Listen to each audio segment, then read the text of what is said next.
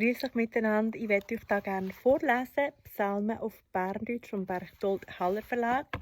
Heute lese ich den Psalm 71. Bei dir, Herr, habe ich Schutz gefunden. Lass mich nicht zu Schande gehen. In dir Gerechtigkeit reiss mich aus und rett mich. Tue deine Ohren auf für mich und hilf mir. Bis für mich ein Felsen, eine Schutzburg, wo ich gern unterschlüpfen kann, für mich zu retten. Das hast du ja so befohlen. Du bist ja mein Felsen, mein Festung bist du.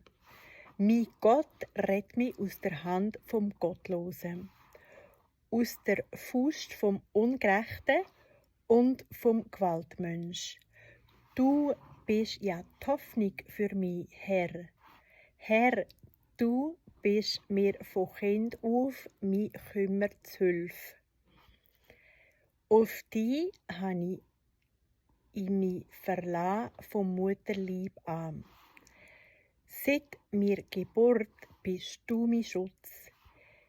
Ich bin dir ewig dankbar dafür.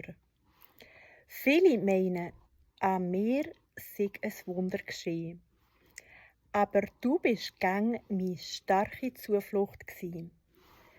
Ich kann nicht aufhören, dich zu loben und dir zu geben den ganzen Tag.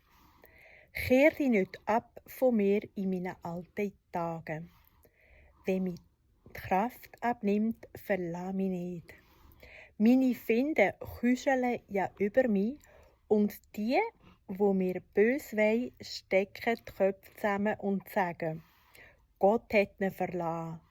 Jetzt geht auf ihn ins Dorf. Packt ihn, jetzt hilft er ihm nimmer. Gott bist nicht weit weg von mir. Mein Gott, geschwind komm mir zu Hilfe.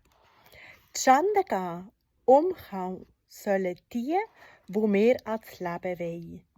Das Hodeln und das Fetzen gehen sollen die, wo mir Unglück wollen.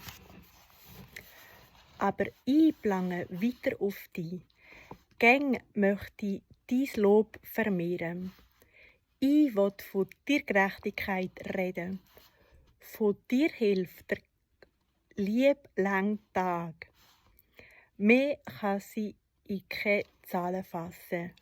Ich will den Menschen